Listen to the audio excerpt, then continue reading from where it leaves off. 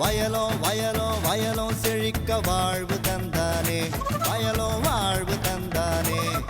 அட பொன்னா விளையோ பூமிக்கு நல்ல விவரம் தந்தானே, உழவனின் உறவா வந்தானே.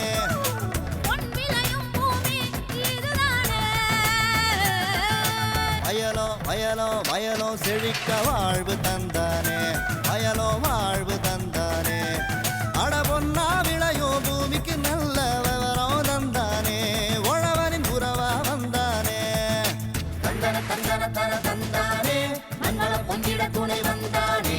தந்தன தந்தன தன தந்தானே, மண்வள பொங்கிட துணை வந்தானே. மாத்தி யோசிச்சேங்க.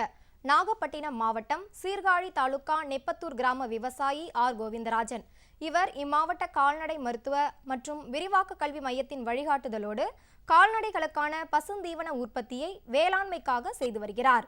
மனிதர்களுக்கு மட்டும் உணவினை உற்பத்தி செய்து வேளாண்மையை பெருக்காமல் நமக்காக உழைக்கும் கால்நடைகளுக்கும் உணவு படைத்திட என்னும் உயரிய நோக்கமும் தனது வாழ்வாதார பூர்த்திக்காகவும் அவர் மேற்கொண்ட முயற்சியை பற்றி கேட்டபோது,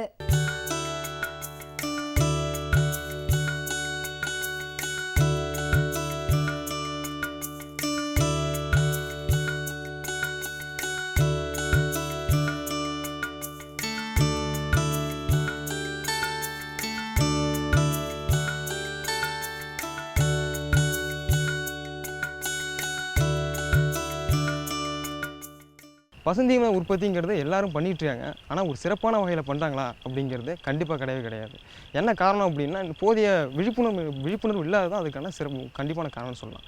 பசுந்தீவன உற்பத்தியை பொறுத்த வரைக்கும் 4 வகையாக ஃபஸ்ட்டு பசுந்தீவனத்தை பிரிச்சுக்கணும். ஒன்று மர வகை பசுந்தீவனம், இன்னொன்று அடுத்து புல் வகை பசுந்தீவனம், அடுத்து பயிர் வகை பசுந்தீவனம், அடுத்து தானிய வகை பசுந்தீவனம். இந்த 4 வகையான பசுந்தீவனத்தையும் நம்ம பயிரிடும்போது தான் ஆடு மாடு அல்லது எந்த கால்நடையான வளர்ப்புக்கும் ஒரு சிறப்பான முக்கியத்துவம் கொடுத்து நல்ல பால் வளர்ப்பும் சதை திறனும் அதிகமாக உற்பத்தி ஆகும்.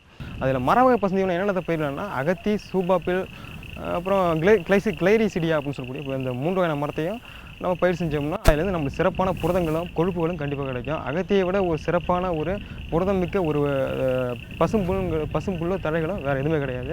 அந்த வகையில் நம்ம அதை 3த்தையும் பயிர் செஞ்சுக்கணும். மாட்டிற்கு அதிக பால் சத்தை உருவாக்கக்கூடிய ஒரு பயிரும் தானிய வகை பயிர். அதை என்னென்ன பயிரிடலாம் அப்படின்னு சொன்னால் மக்காச்சோளம், கம்பு, பிறகு தீவன சோளம், இது எல்லாத்தையும் பயிரிட்டுக்கலாம். எல்லாமே மிகுந்த மாவுச்சத்து பொருள் சேர்ந்த ஒரு சத்தான ஒரு ஃபாடுன்னு சொல்லலாம்.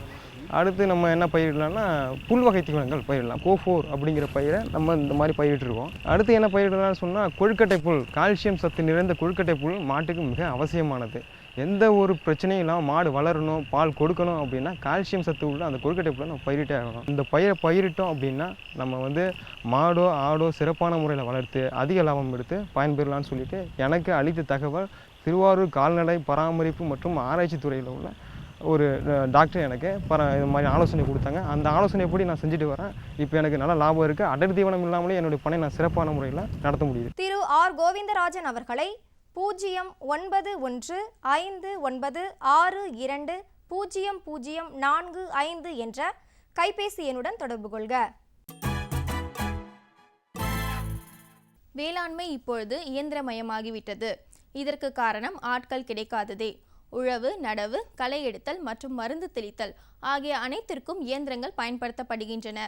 இதனால் கால விரயம் தவிர்க்கப்படுகின்றது. பணிகள் குறித்த காலத்தில் முடிக்கப்படுகின்றது. பவர் டில்லர், டிராக்டர், அறுவடை மிஷின் மற்றும் மருந்து தெளிப்பான் இயந்திரங்கள் வாடகைக்கு விடப்படுகின்றன. அந்த வகையில் இன்றைய வேளாண் தொழில்நுட்ப பகுதியில் திருவாரூர் மாவட்ட வேளாண்மை பொறியியல் துறையின் பணிகள் குறித்து திருவாரூர் மாவட்டம் பவித்ர மாணிக்கம் வேளாண்மை செயற்பொறியாளர் அலுவலக வேளாண்மை பொறியியல் துறையின் வேளாண் பொறியாளர் எஸ் ஸ்ரீராம் அவர்கள் தரும் விளக்கத்தை காணலாம்.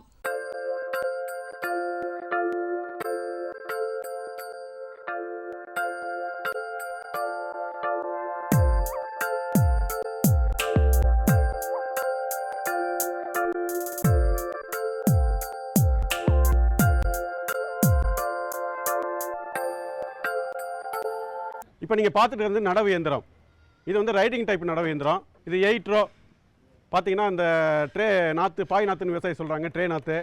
இதை பார்த்தீங்கன்னா இந்த மிஷின் வந்து அழகாக பின்னாடி வந்து ட்ரேயோ பாயை அடுக்கி வச்சுருவாங்க. இது பாட்டுக்கு டிரைவர் கஷ்டம் இல்லாமல் அப்படியே ஓட்டிட்டு போவார், மூவ் பண்ணுவாப்பில். அது பாட்டுக்கு நாற்று வரிசையாக ஈக்குவலாக நட்டுக்கிட்டே வந்துட்டுருக்கோம். Riding type. இப்போ லேசர் லெவலில் நான் உங்கள்கிட்ட சொன்னேன் வந்தீங்களா, நிலத்தை சமன்படுத்தும் கருவி. இந்த கருவி பார்த்திங்கன்னா விவசாயத்தில் மக்களிடையே பெரிய வரவேற்பை பெற்றிருக்கு. எல்லோரும் சொல்கிறாங்க இதை பயன்படுத்தணும் சார், நல்லா இருக்குது மகசூல் எங்களுக்கு, எஸ்ஆர்ஐ டெக்னிக்கு, திருந்திய நெல் சாகுபடி எல்லாத்துக்குமே இது தேவைப்படுது, நிலத்தை மட்டம் பண்ணுறோம் அப்படின்னு சொன்னாங்க. ஏன்னா இது அற்புதமான தொழில்நுட்பம். அது பார்த்திங்கன்னா இது லேசர் டெக்னாலஜி. ஒரு போஸ்ட் வரப்பில் வச்சிடும், அதில் டிரான்ஸ்மிட்டர் இருக்கும். டிராக்டரில் வந்து யூனிட்டில் வந்து கலப்பை உபகரணத்தில் ரிசீவர் இருக்கும். இந்த டிரான்ஸ்மிட்டரில் ரிசீவருக்கு பீம் போகும்போது லெவலில் ஒரே மட்டமாக அந்த வயலை பண்ணுது. ஸோ மட்டமாக வயல் இருந்தாலும் விவசாயி சொல்கிறாங்க ரொம்ப மகசூல் நல்லா இருக்குது சார், தண்ணி ஈக்குவலாக கட்டுறோம், உரம் ஈக்குவலாக போகுது, காற்றோட்டம் இருக்குது, மகசூல் அதிகமாக இருக்குன்றாங்க. இப்போ ஏற்கனவே வந்து நிலத்தை சமன்படுத்த கருவி பார்த்தோம், அதுக்கு முன்னாடி நடவு இயந்திரம் பார்த்தோம், இப்போ வந்து பவர் டில்லர் கைவண்டி. இது பார்த்திங்கன்னா விவசாயத்துக்கு பெரிய அளவு பயன்படுது. இது பவர் டில்லர் பார்த்திங்கன்னா சிம்பிள் மெக்கனைசேஷன் தான். இது உங்களுக்கு ஏற்கனவே ஏரை பிடிச்சி கலப்பை போட்டு நிலத்தை உழுதோம் மாட்டை கட்டிக்கிட்டு, அதே தொழில்நுட்பத்தை மிஷினரியாக கொண்டு வந்துட்டான். வேறு ஒன்றுமே இல்லை. Front driver engine simple. இங்கே இந்த ஃப்ரண்ட்டில் ரெண்டையும் கேஜுவல் மாட்டிக்கிட்டு, இந்த கியர் ஷிஃப்ட் லாடு, இது ஹேண்ட்பேரு, கிளச்சிங் இருக்குது. இதை அப்படியே மூவ் பண்ணி கியரை போட்டு அப்படியே சாதாரணமாக யாருமே ஓட்டலாம், அப்படியே ஓட்டிகிட்டு போயிட்டே இருக்க வேண்டியதான். இப்போ நம்ம பார்க்க போது வந்து விதை மற்றும் உரம் தெளிக்கும் கருவி.